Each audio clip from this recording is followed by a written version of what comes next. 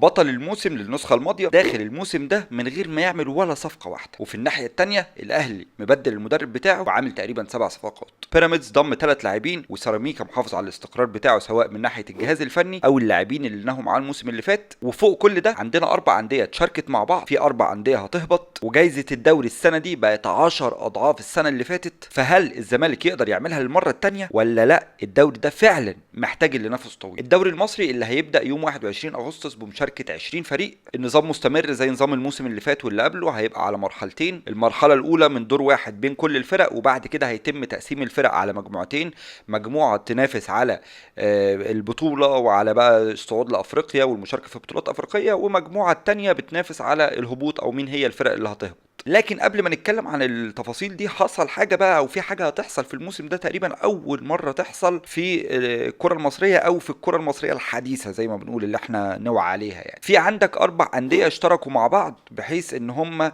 يدعموا زي ما بيقولوا راس المال بالقاعده الجماهيريه. عندك مثلا نادي الشرقيه اللي اشترك مع نادي امبي، ونادي منتخب السويس اللي اشترك مع نادي بتروجيت. لكن عشان برضو الوضع ما يختلطش على الناس، هو ده مش عمليه دمج قانوني عشان في شركه منهم او في نادي منهم ما يبقاش ليه وجود، لا، هو عملية شراكة بين الناديين في ملف كرة القدم. اللي حصل هو تأسيس شركة لإدارة ملف كرة القدم بين ناديين. نادي عنده شركة تقدر تديله راس مال وعنده مكان في الدوري الممتاز، مع نادي تاني عنده شعبية وقاعدة جماهيرية كبيرة. في حالة مثلا منتخب السويس وبتروجيت، اتأسس شركة اسمها منتخب السويس بتروجيت لكرة القدم، هتبقى مملوكة بنسبة 51% لبتروجيت وبنسبة 49% لمنتخب السويس، واللي هتشارك الموسم اللي هيبدأ ده في الدوري باسم نادي منتخب السويس بتروجيت. وبالتالي الماتشات بتاعتهم هتتلعب في ملعب السويس، الجماهير اللي هتحضر جماهير السويس. خلينا نقول ان منتخب السويس بعد ما، او بعض الانديه الجماهيريه الكتيره اللي بتفقد الامل ان هي ترجع تاني للدوري الممتاز، بدات تلجا للحل ده. نفس المثال حصل مع نادي الشرقيه وامبي، فرقه بحس ان انا لو قعدت 100 سنه خلاص مش هطلع دوري ممتاز تاني بسبب بقى المشاكل الماليه وبسبب ارتفاع اسعار اللاعبين في اللي عندهم كواليتي عاليه و فخلاص انا عايز اشارك في الدوري، هخش بالشكل ده. وانا عن نفسي بصراحه انا شايفها فكره كويسه جدا. انت بتسيب هويه النادي زي ما هي، النادي ملوش دعوه، ده هي شركه هتدير الملف من بره او شركه هتدير الكوره بس. انا ملك ال 51% عشان انا اللي بدفع فلوس وانا اللي عندي مكان في الدوري المصري، وانت هتديني الجماهيريه والدفعه للعيبه وهنحلي انا وانت شكل الدوري تاني. فانا نفسي التجربه تنجح عشان نشوفها مع نادي زي المنصورة، نشوفها مع نادي زي الترسانة، نشوفها مع طنطا. كل الأندية الشعبية اللي ليها جماهير في بلادها دي لو اندمجت مع أندية شركات اللي مالية الدوري المصري، لا احنا هنشوف دوري مختلف، ان كل ماتش يبقى عندك فول كاباسيتي في المدرجات. ده ان شاء الله يعني على امل ان المدرجات ترجع الموسم ده. لا فعلا هتفرق معانا في كواليتي اللعيبه، في كواليتي الدوري نفسه، في الحماس، في الفرجه، في الرعايه. لو الفكره دي نجحت الدوري المصري فعلا هيروح في حته تانية لو ادار بشكل صح. نرجع بقى لاهم سؤال قبل بدايه الدوري ده، هل الزمالك قادر ان هو ينافس على اللقب تاني، او هل الزمالك قادر ان هو يكون في التوب 3 تاني زي السنه اللي فاتت؟ الزمالك كان بطل الموسم اللي فات، بس هو كان مفنش الموسم تقريبا ب 56 نقطه، فرق نقطتين عن بيراميدز، 3 نقط عن الاهلي. يعني الاخر ماتش لو نفتكر، اخر ماتش كنا قاعدين مش عارفين الزمالك هو اللي هياخد الدوري ولا الاهلي ولا بيراميدز. ده ليه بقول الكلمه دي؟ ان الزمالك اللي احنا بنقول هو الموسم ده المفروض يبقى اقل، او الموضوع بالنسبه له اصعب من الموسم اللي فات. طب الموسم اللي فات اللي هو خد فيه الدوري اصلا هو واخده بطلوع الروح، فهل هيقدر؟ انا عن نفسي ما اتوقعش. الزمالك ما اشتراش صفقه بسبب الازمات اللي عنده، ده بالعكس الازمات تكاثرت مؤخرا. الزمالك بادئ فتره اعداد تقريبا اخر فرقه في العالم، وده مش افيه والله تقريبا، لان فتره الاعداد علميا ليها عدد ايام معين ما ينفعش تبتدي بعدها، او مش ما ينفعش، بدايتك بعدها بتاثر عليك بقى اصابات ومش عارف ايه والكتله العضليه والوزن فالزمالك بدأ متأخر. تقريبا أكتر فرقة اتأخرت في العالم إن هي تبتدي فترة الإعداد. في عندها لاعبين لحد امبارح عبد الله السعيد ما كانش عايز يشارك، بزيرة لسه مش عارفين هيرجع ولا لأ. واللي أنا شايف إن الصح اللي يتعمل عشان اللعيبة اللي معاك تكمل، هو بزيرة ده أنت لازم تخلص منه. هيتقال عشان انا اهلاوي انا اتمناها، لكن والله لا خالص. يعني بزيرة ده احنا لعبناه 3 4 ماتشات كسبناهم تقريبا، فمش عامل لي اي رعب، مش عامل لي اي حاجه، يعني هو لعيب عادي. بس انا شايف ده الصح. انت يعني يتعلموا من درس زيزو ملف بزيرة لازم يدار بشكل صح. انت راجل هيدخلك دولارات، هتقدر تمشي اللعيبة اللي عندك مرتبات وعقود لاخر الموسم بشكل كويس، بدل ما تبتدي المشاكل تتفاقم عليك مع بدايه الموسم وفي نص الدوري وكده. كل المشاكل دي هي اللي بتخليني بقول ان انا شايف الزمالك الموضوع صعب عليه شويتين ثلاثه الموسم ده. واللي يزيد على كده ان زي ما قلت الاهلي وبيراميدز وسيراميكا الفرق اللي كانت في الصوره يعني شافت عيوبها ايه وبدات تعالجها. الاهلي ما كانش عاجبه نفسه سواء بقى جماهيريا او اداريا، الاهلي ما كانش مرضي عنه تماما. الاهلي عمل تبديلات سبع لعيبه تقريبا صفقات، تبديل للجهاز الفني كامل، جايبين واحد من احسن المدربين من وجهة نظري في افريقيا، راجل عنده خبرة شخصية، عنده فكر في الملعب، بيعرف يلعب الفرق الاعلى منه والفرق الاقل منه، ازاي العب كورة على الفرق الاقل مني، ازاي العب على نقاط قوتي وامن نقاط ضعفي والعب على نقاط ضعف الخصم من الفرق الاعلى مني سواء بقى في البطولات القاريه او ايا كان. شايفه هيبقى اضافه كويسه جدا للنادي الاهلي. عموته عامل الاهلي ماشي معسكر في اسبانيا، لاعب ماتشين وديين، لسه في قدامه ماتش مع برشلونه، لكن للامانه حسين عموته هيكون عنده تحدي كبير جدا مع الاهلي، لان هو محتاج يعمل حاجتين. اولا يرضي الجماهير بنتائج مبهره بسبب الاداء السيء اللي هو ملوش ذنب فيه، بس الاداء السيء اللي الاهلي فنش بيه الموسم اللي فات، عدم مشاركتنا في دوري ابطال افريقيا ولعبنا في الكونفدراليه.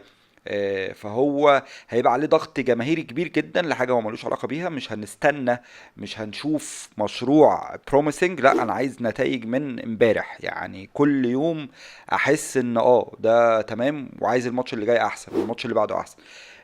ضغط هيبقى كبير عليه، بس انا اتوقع له النجاح ومتفائل بيه جدا. وبيتهيألي من وجهة نظري قبل ما نبتدي الدوري اهو ده بداية خلق جيل جديد للنادي الاهلي، حقبة جديدة، جيل جديد، وان شاء الله ربنا يكرم في اللي جاي. بين الاهلي والزمالك هتلاقي بيراميدز واقف مستني الغلطة اللي يقع فيهم. بيراميدز ما بحسوش الفرقة اللي بتعرف تركب بطولة او تنافس، تبقى هي اللي بتنافس على البطولة او القائد في المنافسة يعني. بحسه دايما هو بيستنى غلطات التانيين عشان يركب مكانه يعني، واحيانا ما بيعرفش يركب يعني. بس هو دايما لا فرقة تخاف منها ان هي وراك، يعني لو كسلت يوم هتلاقيها دخلت مكانك. فرقة عندها لعيبة، عندها عاملة صفقات كويسة، عندها زيكو كان قلب الدنيا في كاس العالم. الفرقة منتعشة كده، عندها لاعبين كانوا بيلعبوا في كاس العالم سواء زيكو او مهند لاشين، جايبين عبد القادر. المدرب بتاعهم مشي اللي كان عامل لهم استقرار الفترة اللي فاتت وعم مديهم حتة التشالنج والتحدي مع الأندية التانية، بس هم برضو جايبين مدرب مش سهل، جايبين موكينا اللي كان ماسك سان داونز وكان عقدة للنادي الاهلي يعني. فهل ممكن ياخد وقت مع التأقلم، بس ما اتوقعش ان هو هيكون مشروع فاشل مع بيراميدز خالص يعني. فلا هي فرقه يتخاف منها وفرقه يتعمل لها الف حساب. حابب اقول الكلمه دي قبل بدايه الدوري عشان هشوف اخر الدوري اقيم نفسي تقديري ايه. انا شايف ان سيراميكا هيعمل مفاجاه رهيبه الموسم ده. الاهلي مجدد من جلده وجايب لعيبه جديده، بيراميدز مجدد من جلده وجايب لعيبه ومدرب، والزمالك ممنوع عنه الصفقات، خارج عن ارادته.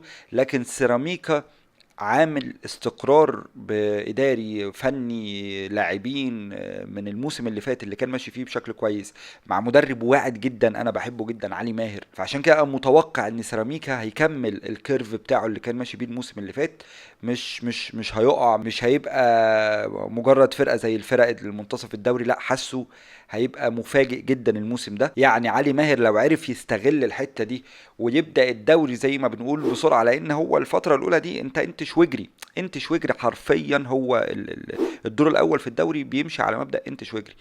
بتيجي بعد كده بتقول يا نهار اسود هو انا ضيعت النقط دي. فهو لو عرف يستغل بداية الدوري، الزمالك لسه بيشوف انا هقدر ولا مش هقدر، بيراميدز اهلي لسه بيتأقلموا لعيبة جديدة ومدربين وممكن يهدروا نقط في بداية الدوري. سيراميكا جاهز، سيراميكا على وضعه زي ما هو مستقر. لو عرف يستغل الحتة دي ويركب او يفرق، لا سيراميكا هيشيب الثلاث فرق دول حرفيا. على نهاية الموسم سيراميكا هيحرج الثلاث فرق دول. ومن الحاجات اللي تخلي الموسم ده مختلف ان الموسم ده هينزل منه 4 فرق، 20 فريق بس هينزل منهم 4 فرق، هيصعد 3 فرق عشان السنه الجايه نبقى 19 وهنفضل نمشي كده لحد ما نوصل للرقم الطبيعي. مكافأة الدوري زادت من 5 مليون جنيه ل 50 مليون جنيه. اسم البطولة أصبح دوري أورا اللي عمل تعاقد مع شركة أورا لمدة 4 مواسم. وكمان رابطة الأندية أعلنت إن مش هيبقى فيه تأجيل، لأنهم عملوا جدول الدوري بناء على الاي اي ومش عارف ايه، فقرروا إن مش هيبقى فيه أي تأجيل لأي فرق مشاركة في البطولات الافريقيه عشان نحافظ على جدول الدوري ويخلص بسلاسه. واتمنى ان دي تنجح.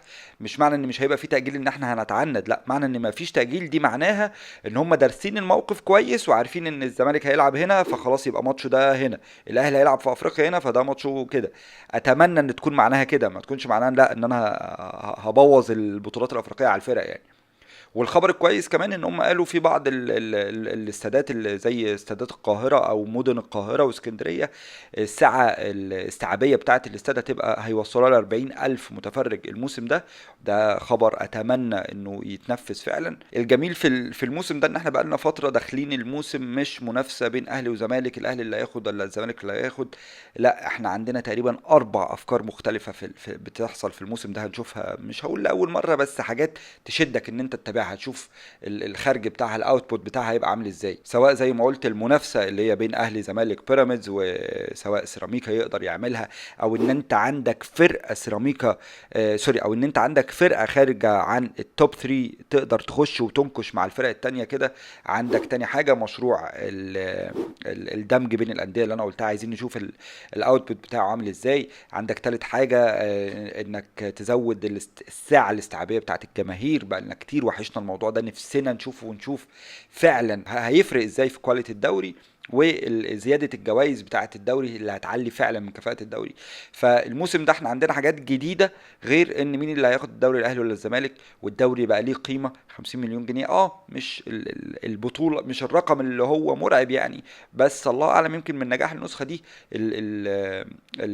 حقوق او الجوائز في المواسم فيما بعد تتضاعف. يعني انت من موسم 5 مليون ل 50 مليون، ده رقم مش هين يعني. فدي فعلا حاجات الواحد مستني ان هو يشوفها ويشوف نتائجها وتاثيرها عامل ازاي على الدوري المصري. اتمنى انه يكون للاحسن يعني. اخيرا كده عايزك تكتب لي ترتيب اول 4 انديه في الجدول، في جدول الترتيب يعني، ونبقى نرجع لها اخر الموسم. بس يا سيدي كده بقى وصلت لنهايه الحلقه، استنوني ان شاء الله في الحلقه اللي جايه، والسلام عليكم ورحمه الله.